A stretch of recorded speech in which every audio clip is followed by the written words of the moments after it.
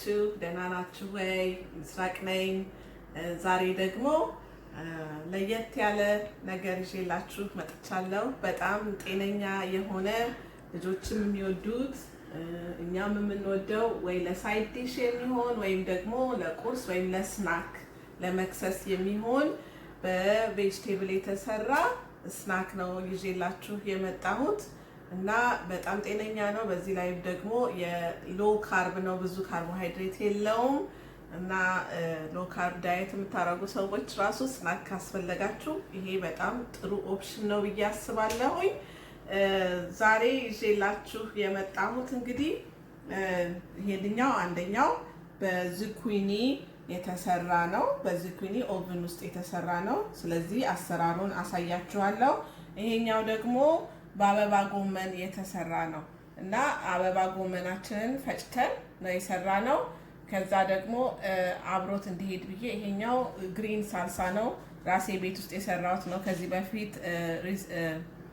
ሬሲፒውን አድርጌላችኋለሁ፣ ግን አሰራሩን ወደፊት አሳያችኋለሁ እና በካቻፕ። ይሄ ደግሞ በማሪናራ ሶስ ነው እንግዲህ ሰርቭ የምናደርገው፣ ግን እናንተ ብትፈልጉ በዮገርት በራንች በተለያየ አይነት ሶስ ይሄንን ሰርቭ ማድረግ ትችላላችሁ። አስቀድሜ ልነግራችሁ የምፈልገው እንግዲህ ሰብስክራይብ ያላደረጋችሁ ሰዎች ካላችሁ፣ ዛሬም አዲስ ሆናችሁ የመጣችሁ ካላችሁ በጣም አመሰግናለሁ። ለማየት ስለመጣችሁ እባካችሁን ሰብስክራይብ አድርጉ፣ ኮሜንት አድርጉ፣ ላይክ አድርጉልን እና ደግሞ እስከዛሬም ሰፖርት ያደረጋችሁን በጣም እናመሰግናለን። እንግዲህ አሁን ወደ አሰራራችን እንግባ። ቴንክ ዩ። የመጀመሪያው ስናካችን እንግዲህ ዙኪኒ ነው። ዙኪኒ ብዙ ጊዜ ብዙ ሰዎች በተለይ ልጆች አይወዱትም፣ ግን አይ ቲንክ ይሄንኛውን ዙኪኒ አሰራር ኢቭን ልጆች ራሳቸው የሚወዱት ይመስለኛል። እንደምታዩት ነው ዙኪኒውን የምከትፈው። ሁለት ቦታ መጀመሪያ ቆረጥኩትና ከዛ በኋላ እንደዚህ አድርገን ስላይስ እናደርገዋለን። እዚህ ጋር የተጠቀምኩት ሁለት ዙኪኒዎች ነው። ከዛ በኋላ ዙኪኒውን እንደዚህ አድርገን ካዘጋጀ ነው በኋላ ስላይስ አድርገን ቅመማ ቅመሞቻችንን እናደርጋለን። እዚህ ጋር ብሬድ ክራም ወይም የዳቦ ፍርፋሪ የሚባለውን ያደረግኩት። የምትገዙት ብሬድ ክራም ጨው ምናምን ያለው ከሆነ እዚህ ላይ ጨው እንዳታበዙ እነግራቸዋለሁኝ። ከዛ ቅመማ ቅመሞች እናንተ የምትፈልጉትን ታደርጋላችሁ። እኔ ያደረግኩት ሮዝሜሪ ጋርሊክ አንድ ቲስፑን የጣሊያን ሲዝኒንግ፣ እንደገና የሻይ ማንኪያ ጋርሊክ ፓውደር፣ እንደገና ደግሞ አንድ ማንኪያ ኦኒየን ፓውደር ነው ያደረግኩት እና ፔፐር ፍሌክስ አድርጌያለሁ። ማለት ፔፐር ፍሌክስ ማለት ያቺ የምታቃጥለው በርበሬ የምትመስለዋ ነገር ናት። ትንሽ ጨውና ትንሽ ቁንደ በርበሬ እዚህ ላይ አድርጌያለሁ። ከዛ በኋላ ሌላ ያደረግኩት ነገር ወደ 2 ማንኪያ የሾርባ ማንኪያ የሚሆን ፓርማዣን ቺዝ ነው ያደረግኩት። ፓርማዣን ቺዝ ማለት እንደ ፎርማጆ አይነት የጣሊያኖች ቺዝ ነው። እሱን በግሬትድ የሆነን ያደረግኩት፣ ግን እናንተ ቤታችሁ ያለውን ቺዝ ማድረግ ትችላላችሁ። ብዙ ጊዜ ግን ከዚህ ጋር የሚሄደው ፓርማዣን ቺዝ ነው። ከዛ በኋላ 2 እንቁላል እናደርጋለን። እሱንም ደግሞ እንቁላል በደንብ አድርገን እንመታውና ከዛ በኋላ መስራታችንን እንቀጥላለን ማለት ነው። ይሄንን ለመስራት እንግዲህ በመጀመሪያ ዙኪኒውን እንቁላል ውስጥ እንነክረዋለን። ከዛ በኋላ ያደባለቅነው ቅመማ ቅመም ውስጥ የዳቦ ቅመማ ቅመም ውስጥ አድርገን አንድ በአንድ እንደዚህ እያደረግን ትሪያችን ላይ እናደርጋለን። እንደምታዩት ትሬውን እኔ በወረቀት ላይን አፕ አድርጌዋለሁ። እሱ ከሌለ ትንሽዬ ኦይል ትሪያችን ላይ ስፕሬይ አድርገን ማድረግ ይቻላል። ግን ይሄ ምንም ኦይል የሌለው ነገር ነው ማለት ነው።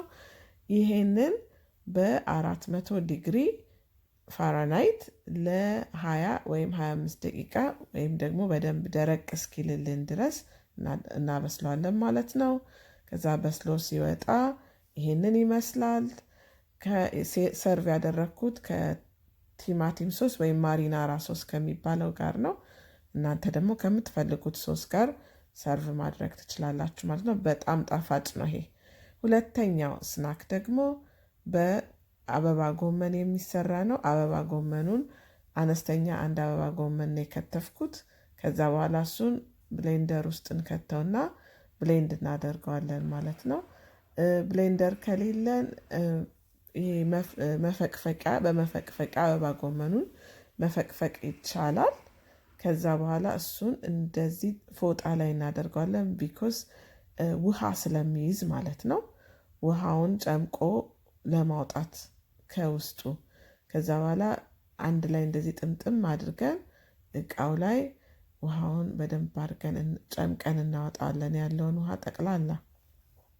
ምክንያቱም ይህንንም እንደገና ክራንች የሆነ ኦቨን ውስጥ ስለምናደርገው በደንብ አድርገን እንደዚህ ጨምቀን ማውጣት ይኖርብናል። ከተጨመቀ በኋላ ሳህኑን በደንብ አድርገን ውስጡ ያለውን ውሃ አፍስሰን ካደረቅነው በኋላ መልሰን ያንኑ አበባ ጎመን ሳህኑ ላይ እናደርገዋለን ማለት ነው። ለዚህም የሚያስፈልጉን ቅመሞች እኔ ያው ብዙ ጊዜ የምጠቀማቸውን ቅመሞች ነው ያደረግኩት። ኢታሊያን ሲዝኒንግ፣ እንደገና ፓርስሊ አንዳንድ ግማሽ ማንኪያ የሚሆን ነው ያደረግኩት፣ የሻይ ማንኪያ ፓርስሊ፣ ኢታሊያን ሲዝኒንግ፣ ጋርሊክ ፓውደር፣ ሮዝሜሪ ጋርሊክ፣ ፔፐር ፍሌክስ፣ ጨውና ቁንደ በርበሬ ነው ያደረኩት። ጨውና ቁንደ በርበሬያችሁንም አሁንም በተለይ ጨውን እናንተ እንደሚስማማችሁ ነው ማድረግ ያለባችሁ። የምታደርጉባቸው ሲዝኒንጎች ጨው ያለባቸው ከሆነ ጨውን አለማብዛት ይመረጣል። ከዛ በኋላ እዚህም ላይ እንደገና የማደርገው ቺዝ ቅድም የተጠቀምኩትን ቺዝ ይሆናል። ወደ 2 የማንኪያ የሚሆን የሾርባ ማንኪያ የሚሆን ቺዝ ፓርማዣን ቺዝ ነው ያደረግኩት። እናንተ ያላችሁን ቺዝ መጠቀም ትችላላችሁ ማለት ነው። ከዛ ይሄንን አንድ እንቁላል እናደርግበታለን። አንድ እንቁላል አድርገን በቃ በደንብ አድርገን እናቀላቅለዋለን ማለት ነው። እነዚህ ሁለቱም ስናኮች ወይም ቁርሶች ወይም ሳይድ ዲሾች ሁለቱም ብዙ ካርቦሃይድሬት የሌለባቸው በጣም ጤነኛ የሆኑ ለልጆችም የሚስማሙ አይነት ናቸው። እኔ ልጆቼ በጣም ነው ይሄንን የሚወዱት። ከዛ በኋላ እንደዚህ በደንብ ካቀላቀልነው በኋላ ትንሽዬ ኦሊቭ ኦይል ሜቢ 1 ማንኪያ የሚሆን ኦሊቭ ኦይል አድርጌበታለሁ እንዲጣበቅና ኦቨን ውስጥም ደግሞ ሲገባ ደረቅ እንዲልልን ለማለት ነው ያደረግኩት። ከዛ በኋላ ይሄንን ትሬ ላይ እንደዚህ በመጨፍለቅ ወይም ፍላት እናደርገዋለን። ፍላት ያደረግኩት በደንብ ክራንች ሆኖ ወይም ደግሞ ደረቅ ብሎ እንዲወጣልን ነው። እናንተ በፈለጋችሁት አይነት ሳይዝ አድርጋችሁ ማድረግ ትችላላችሁ። 400 ዲግሪ ነው አሁን የሚያደረግኩት። 15 ደቂቃ ከበሰለ በኋላ አውጥቼ እንደገና ገልብጬ ሌላ 15 ደቂቃ አብስየዋለሁኝ ማለት ነው። አሁን እሱ በስሎ ደግሞ ሲወጣ ይሄንንም ሰርቭ ያደረግነው ካጠገቡ በካቻፕ እና በግሪን ሶስ ነው ሰርቭ ያደረግኩት ማለት ነው።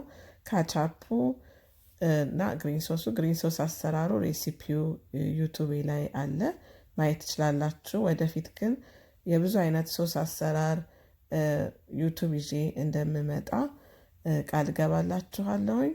አሁን ሁለቱም ስናካችን ይሄንን ይመስላል። አይሆፕ እንደምትሰሩት እርግጠኛ ነኝ። በጣም አመሰግናለሁ ስላያችሁኝ እና ስለተከታተላችሁን። በተረፈ እግዚአብሔር ከእናንተ ጋር ይሁን። ሰላም ሁኑ ባይ